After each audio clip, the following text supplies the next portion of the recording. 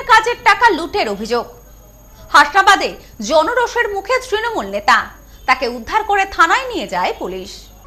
100 দিনের কাজের টাকা লুট, হাসনাবাদে গণরোষের মুখে তৃণমূল নেতা, ঘটনায় চাঞ্চল্য রাজ্য রাজনীতিতে।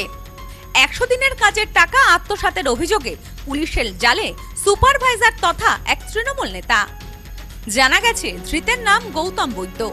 উত্তর 24 পরগনার হাসনাবাদ থানার খাপুর এলাকার এই ঘটনাকে কেন্দ্র করে ব্যাপক চাঞ্চল্য ছড়িয়েছে।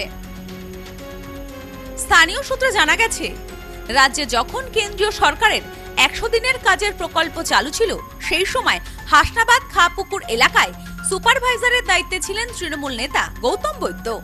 অভিযোগ, তিনি এলাকার প্রায় 100 জব কার্ড হোল্ডারকে দিয়ে কাজ করিয়েছিলেন, কিন্তু কাজ শেষ হওয়ার পর 2-1 ছাড়া বাকি কোনো শ্রমিকই তাদের ন্যায্য মজুরি পাননি। গ্রামবাসীদের অভিযোগ, তাদের প্রাপ্য টাকা চাইতে গেলে রীতিমতন চোটপাট করত, এমনকি মারধর পর্যন্ত করতে যেত বলে অভিযোগ। তৃণমূলের শাসনকালে ক্ষমতার দাপটে ওই নেতার বিরুদ্ধে মুখ খোলার সাহস পাননি সাধারণ মানুষ। কিন্তু রাজ্যে পালাবদলের পর পরিস্থিতি বদলে যায়।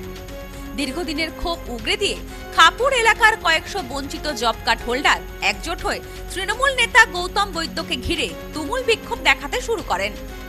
গ্রামবাসীদের অভিযোগ, তাদের রেজুলেশন খাতায় প্রতিটি জব কার্ডের টাকা পরিশোধ বলে উল্লেখ আছে, কিন্তু তারা 2-1 বাদে কেউ টাকা পাননি।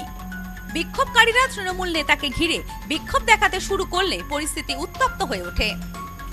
ঘটনার খবর পেয়ে ঘটনাস্থলে পৌঁছায় হাসনাবাদ থানার বিশাল পুলিশ বাহিনী।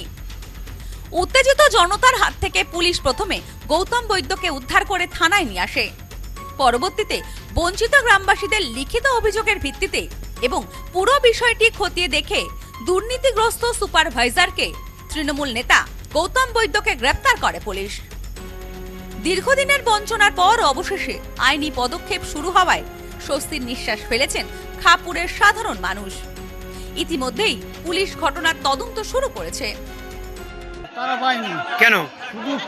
শুধু আমার জব কার্ডে বসে এনেছে না, কে পেট পুলিশ লিখে দিয়েছে। কে যে জব কার্ডে কাজ করে দিয়েছে, কে? ওর নাম কি? ওর নাম গৌতম। কোথায় বাড়ি?